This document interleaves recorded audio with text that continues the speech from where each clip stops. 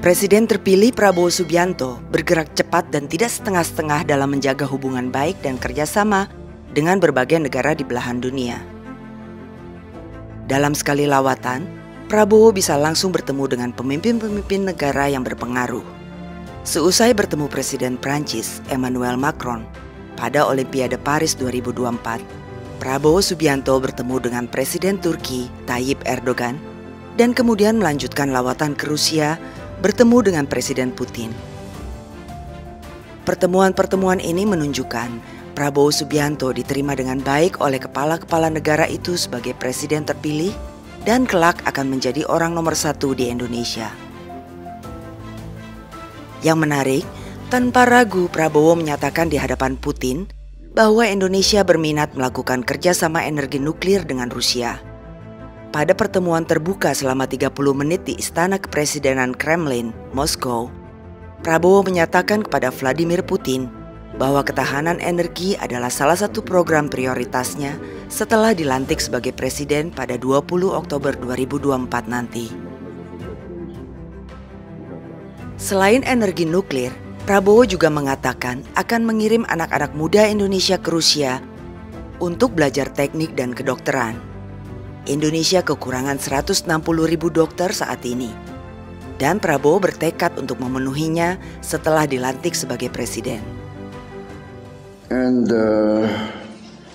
I come here to emphasize that I would like to enhance this relationship when I take over officially the presidency of the Republic of Indonesia on the 20th of October, this coming October. I have had intensive discussions with your team. I met your Deputy Prime Minister, your first Deputy Prime Minister today. Also, I met senior officials in your industry, in your defense industry. And actually, we have been discussing quite intensively in the past few months the roadmap ahead that we would like to increase our cooperation with Russia. So, first of all, of course, I already discussed that my main emphasis, apart from food security, energy security, but also for education. And I plan to initiate a massive scholarship program to send our students outside Indonesia, especially for medical training, because we have a shortage of 160,000 doctors, medical doctors.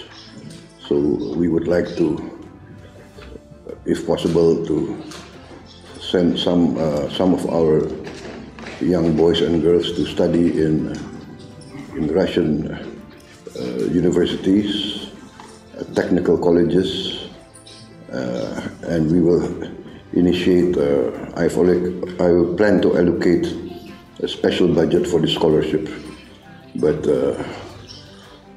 we look to Russia as one of our main countries that we would like to send our young boys and girls to study. In fact, in the 60s, we sent many of our young people to study here.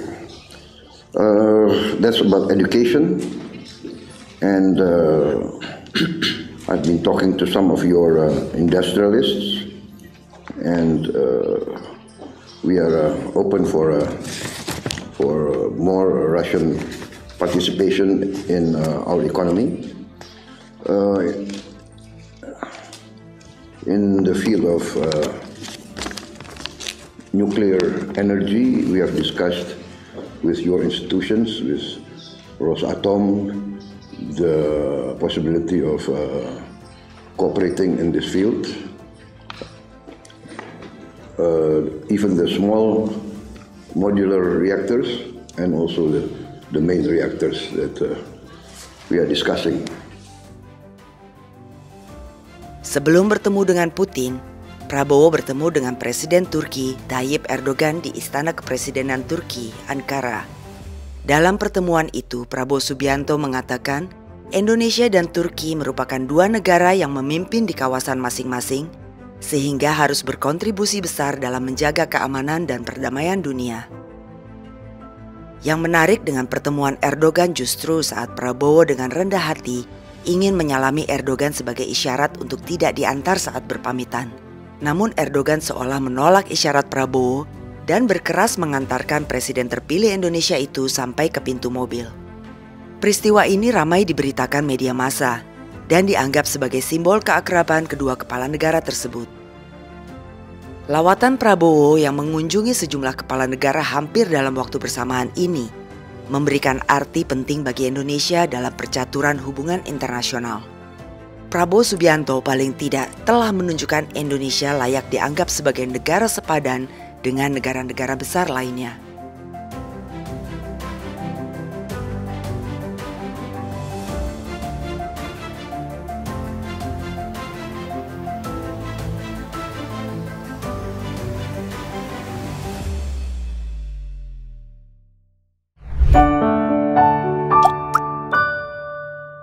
Men of our time.